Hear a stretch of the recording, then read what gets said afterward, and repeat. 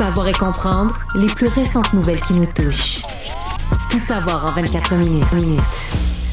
Bonjour, bienvenue au Tout savoir en 24 minutes. Bonjour Mario. Bonjour. Merci de me recevoir dans ton merveilleux studio. Oui, t'es un habitué quand même. Ben, ça commence Des fois tranquillement. l'autre côté de la vitre aussi. Surtout des l'autre deux côté. côtés de la vitre. Ouais, je suis un gars en arrière.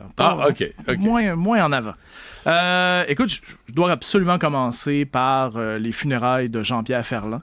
Aujourd'hui, les gens ont été quand même nombreux à vouloir rendre un dernier hommage à ce géant c'est terminé de la chanson. depuis quelques minutes. Là, Oui, ça se terminait à 16h. C'est ça, là où on se parle, c'est terminé. Ça se déroulait au théâtre Maisonneuve de la Place des Arts.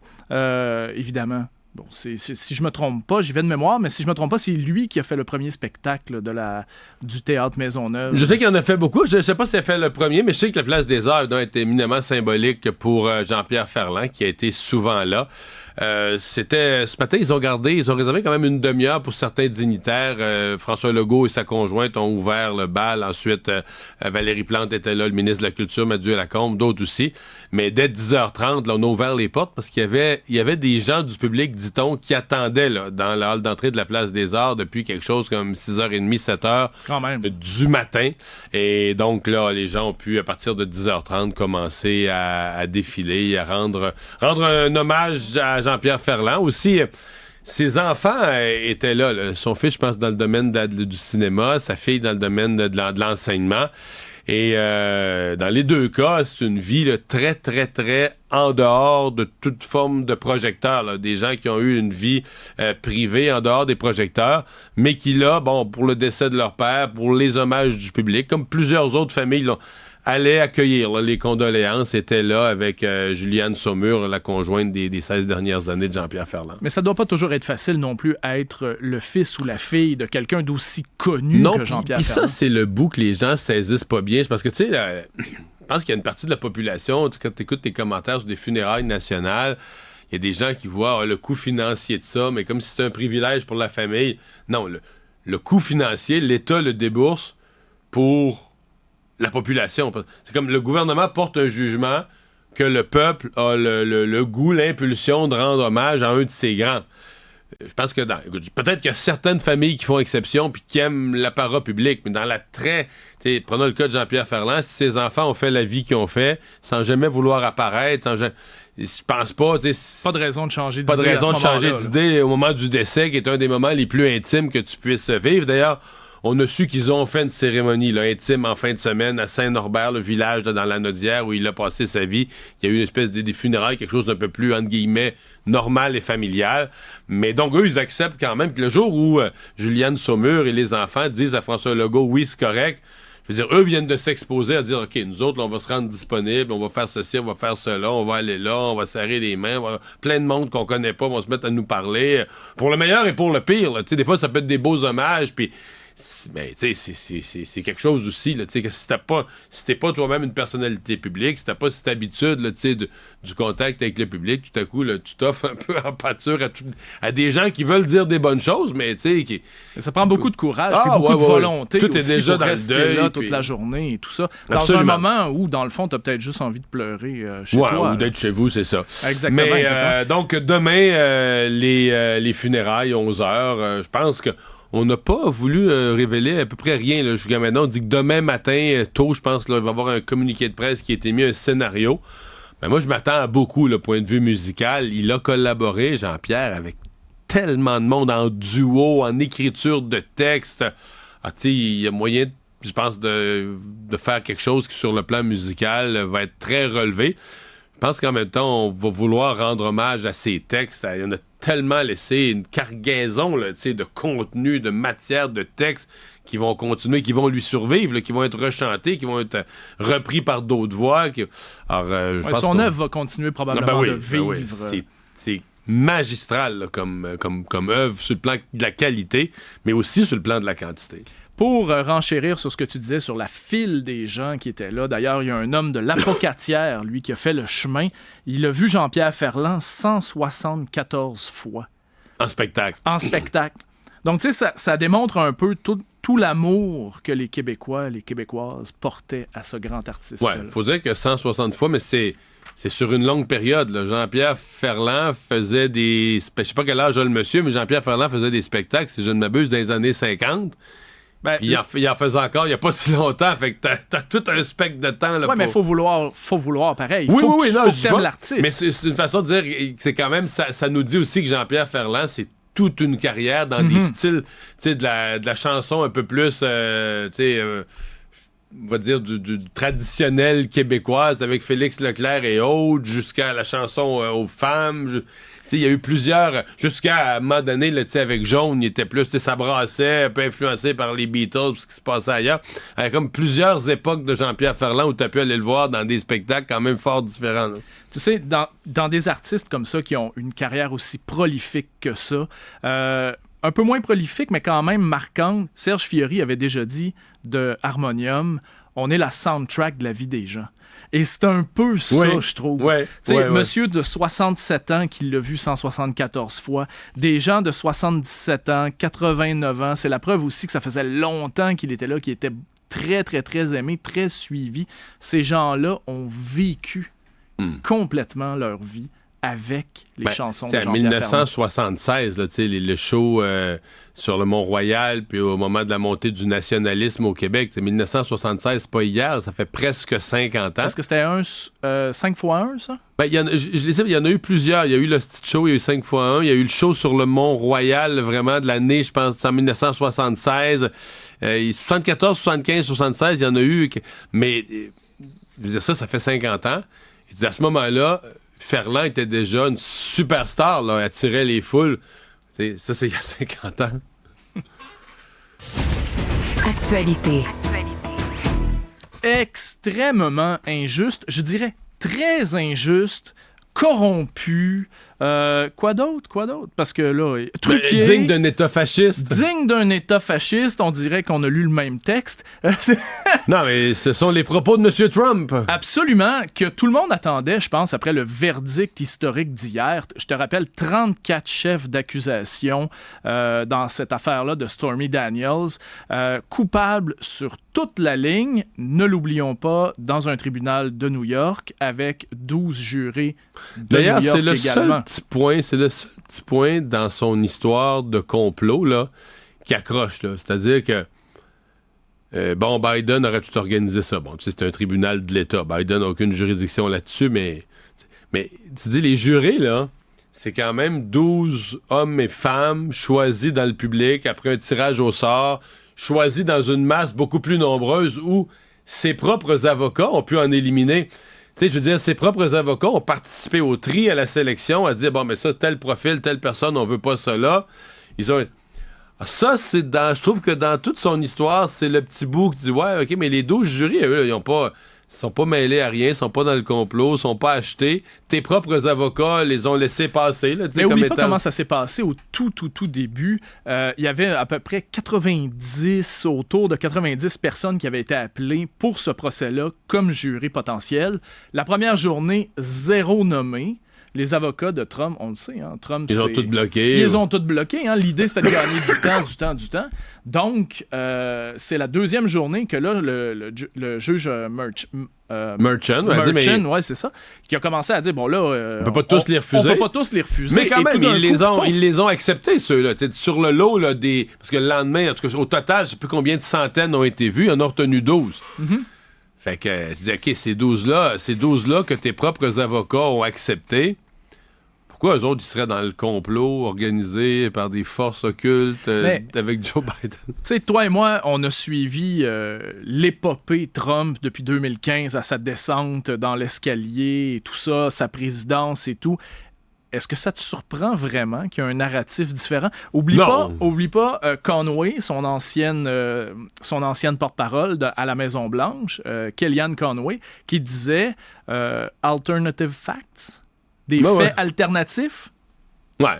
Mais là, ce matin, je dois avouer, au-delà du contenu, parce que le contenu était quand même prévisible. Il a redit allez sur mon site Internet me donner de l'argent, j'ai été victime d'une fraude, d'une arnaque. Presque instantanément, d'ailleurs. Ouais. Et il a avoué que depuis hier, genre, ce matin, quand il faisait son point de presse, il était 11h. Le jugement est sorti à 17h hier, donc ça fait quinzaine d'heures, 16-17 heures.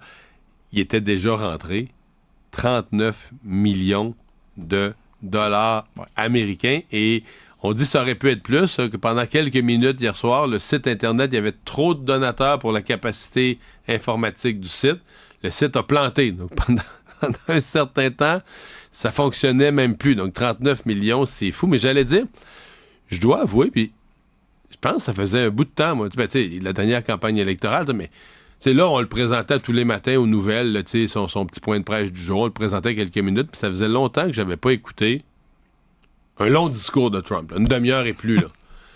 Et j'étais désarçonné, là, mais c'est incroyable. Tu sais, quand on dit en français, on a une expression faire du coq à l'âne, tu parles d'une chose, puis d'une autre, puis peut-être tu reviens, puis il redéfinit l'expression faire du coq à l'âne, parce qu'il n'y a aucune structure dans son texte de dire, tu sais, mettons, j'ai été victime, clac.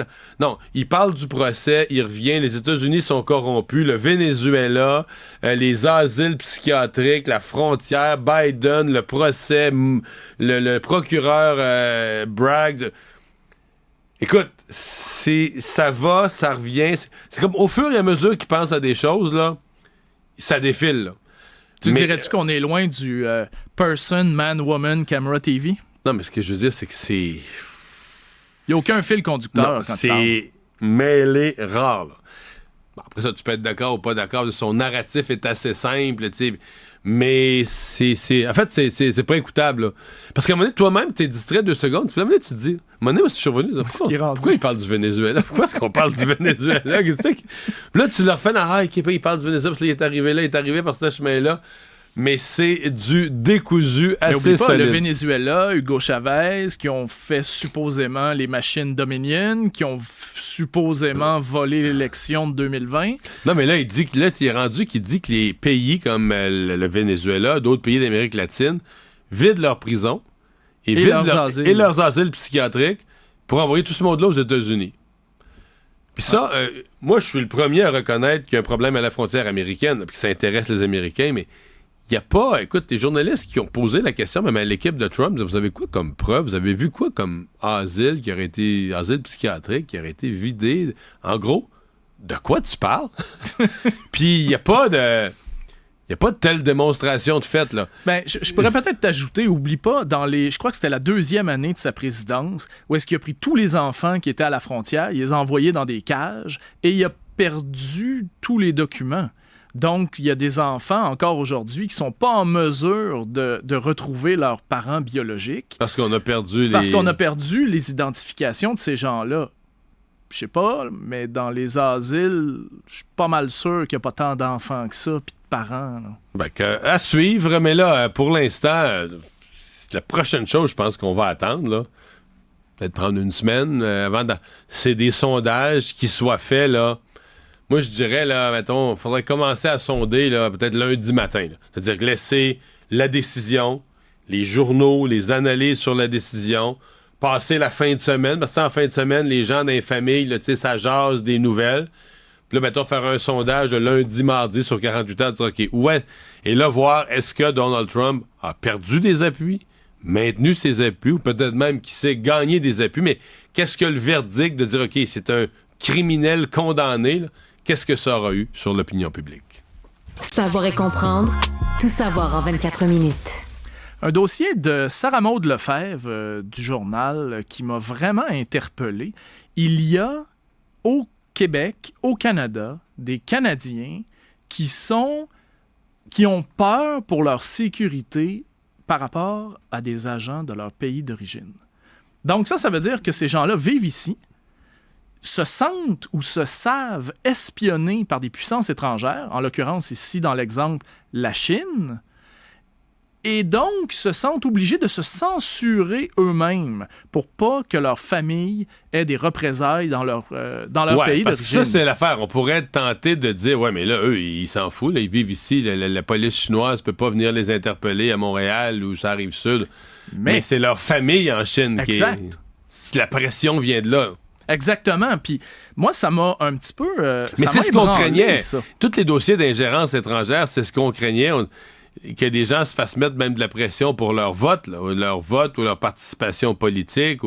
C'est ça, c'est ce que l'organisme international, dont le nom m'échappe, là, qui surveillait la question de l'ingérence étrangère dans différents pays, c'est ce qu'il surveillait. Il appelait ça des postes de police chinois. Puis on a toujours dit le mot poste de police, il n'est pas le reflet exact. Là. C'est des espèces de postes de surveillance. C'est plus ça, ouais. C'est ça, des postes de surveillance, mais qui finalement s'installent sous des couverts de centres communautaires qui disent offrir des services à la population chinoise, ce qu'ils font peut-être un petit peu à la marge, là, mais dont le rôle premier, c'est de surveiller les communautés chinoises dans leur environnement pour savoir que ils votent du bon bord, ils font en bonne affaire et ils touchent pas, ils disent pas des choses, ils parlent pas contre la Chine, surtout ils vont pas s'impliquer parce que une des craintes de la Chine, c'est que des ressortissants chinois qui sont partis en étant dégoûtés par le régime là-bas, ben se mettent, mettons, je donne un exemple, là, se mettent ici à donner des conférences, dire la vérité sur la Chine, série de conférences données par monsieur Li quelque chose.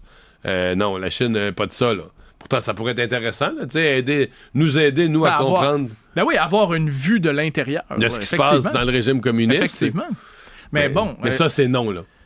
Ah, c'est plus que non. C'est non sous surveillance. C'est dangereux. Voilà. C'est rendu dangereux. Donc, tu sais, je trouve qu'au Canada, ici, oui, t'as raison, on a parlé de l'ingérence chinoise et tout ça. Les postes de police chinois, où est-ce qu'on se disait, qu'est-ce qui se passe avec ça? Puis là, on s'est rendu compte qu'il y en avait beaucoup plus que juste à Toronto. Incluant au Québec. Donc, à ce moment-là, peut-être que, je lance ça dans l'univers, mais peut-être que le gouvernement devrait... Ouais. Mais là, la GRC les a à l'œil, là. La GRC les a à l'œil, mais le dossier de Sarah Maud Lefebvre de ce matin dans le journal amène de l'eau au moulin, certainement. Quand même. Tout savoir en 24 minutes. Alors, la taxe Guilbeault. On est passé de la taxe. Il faut pas l'appeler comme ça, Mme Guilbeault, elle veut pas. Ben non, c'est vrai, elle veut pas. Puis dans le fond, quand tu regardes un petit peu cette affaire-là, évidemment, on parle de la hausse des frais d'immatriculation dans la grande région de Montréal, là, que ça passe à 150 $. Donc, pour certains, c'est pratiquement x3 la facture. Dans le fond, c'est un petit peu une pique au gouvernement que les maires ont voulu faire. Parce que... Mais le gouvernement, en fait, c'est le gouvernement qui leur a donné le pouvoir, là. Le 8 décembre dernier, à l'Assemblée nationale, le gouvernement a voté une réforme des lois municipales qui a donné aux municipalités le droit d'augmenter la taxe, d'implanter comme ça une taxe de cette ampleur-là sur l'immatriculation. On peut dire, en tout cas, que ça se retourne définitivement contre le gouvernement. Parce que Geneviève Guilbeault, la vice-première ministre et la ministre des Transports de la Mobilité durable, dit aujourd'hui que ils n'ont rien à faire dans ça. Et là, le gouvernement se retrouve sur la défensive. Ils disent, c'est pas nous, on n'a pas de pouvoir là-dedans. Elle dit, on n'a pas de pouvoir là-dedans, c'est vrai. C'est les villes qui ont le pouvoir d'implanter cette nouvelle taxe-là. Mais les villes ont le pouvoir parce que leur gouvernement de la CAQ leur a donné ce pouvoir-là au mois de décembre. Dernier, il y a 5 mois. Un nouveau pouvoir des villes. Et dans le cas de Montréal, disons qu'on n'aura pas retardé à s'en prévaloir au maximum. Moi, je dois dire que je trouve cette hausse-là vraiment indécente. Je trouve qu'on n'a pas fait les efforts en matière de réduction des dépenses dans les... parce que si tu poses un geste aussi fort, aussi radical en termes d'augmentation de l'immatriculation, ben là, si tu veux être sérieux, il faut que tu poses, à mon avis, des gestes proportionnels en matière de réduction des dépenses, ce qui n'a pas été fait. Soit dit en passant, c'est pas tous les maires qui ont voté pour. Il y a un certain nombre de maires de la Rive-Sud, 4 maires de la Rive-Sud seulement 4. qui ont voté contre, mais c'est 4 représentants qui représentent, ce que je comprends, un petit peu plus de municipalités. Par contre, ce que je me suis fait rappeler ce matin par le maire de Vaudreuil-Dorion, que j'avais déjà su, mais que ma mémoire avait oublié, c'est qu'à la communauté métropolitaine de Montréal, les banlieues sont minoritaires. En d'autres termes, sur un dossier où la mairesse de Montréal penserait une chose, et que toutes les banlieues pensent le contraire, puis toutes les banlieues se liguent ensemble pour voter contre Montréal, Montréal gagne par un vote. C'est démocratique. Ben... La démocratie à son meilleur. Ça dit ce que ça a à dire. C'est une bataille qui avait mené Montréal pour dire, ben là, nous autres... Fait que t'as une patente qui s'appelle la Communauté métropolitaine de Montréal, mais où la somme de toutes les banlieues n'a pas le contrepoids sur Montréal. En un vote de moins. Montréal a 15 votes, je pense, sur 28, sur le total des votes effectifs. Ça vaut ce que ça vaut. Tout savoir en 24 minutes. L'illumination. Mais voyons. Rien de moins. Voyons. L'illumination. Denis Coderre a parcouru le chemin de Compostelle. Il en revient illuminé. Mais il en revient surtout attendu à l'aéroport par notre collègue Yves Poirier. Oui, absolument, absolument. Et d'ailleurs, un passant, parce qu'il a été reconnu, M. Coderre, lui a dit « Comment est-ce que je vais vous appeler, M. Coderre? » Et M. Coderre a répondu « Monsieur le Premier ministre », en lui serrant la main avec le sourire. Par contre, il refuse de dire s'il va réellement se lancer dans la course à la direction du Parti libéral du Québec. Et il dit que sa Pas décision pour l'instant. Il dit que sa décision est prise. Oui, mais il va la l'annoncer seulement le 21 juin. Décision finale est prise, puis il va l'annoncer le 21 juin. Exact. Il va l'annoncer le 21 juin. Je ne sais pas si... Là, je vois qu'on a les images que Yves Poirier a captées. Est-ce qu'on est peut-être en mesure de l'entendre? Oh, on me dit 2 instants. Parce qu'il a dit... Embarquer dans la course. Ça sent bon. OK. Écoute, moi, j'ai déjà visité 15 des 17 régions. Pendant ma marche, j'ai reçu des centaines de messages. On a fait énormément. C'est sûr que c'est une belle introspection, puis moi, j'aime partager. Alors, Ce que j'aime de l'introspection de Denis Coderre, c'est des introspections très publiques. Hein? On voit Denis Coderre partout ses réseaux sociaux. c'est une thérapie de groupe. Ça ressemblait à ça. Ouais. Mais donc, pour ce qui est d'être candidat ou pas, il dit ça sent bon. Ben, ça sent bon, je veux dire. Puis il a expliqué aussi que la date du 21 avait été choisie parce que c'est la journée de réconciliation avec les Autochtones, puis à 3 jours de la fête nationale. Je me dis, si tu y vas pas, si tu vas pas dans la course, est-ce que tu as besoin d'une date symbolique pour annoncer que tu fais pas quelque chose? Je me suis posé la question. Non, t'as jamais fait ça, toi? Ben non. Résumer l'actualité en 24 minutes, c'est mission accomplie.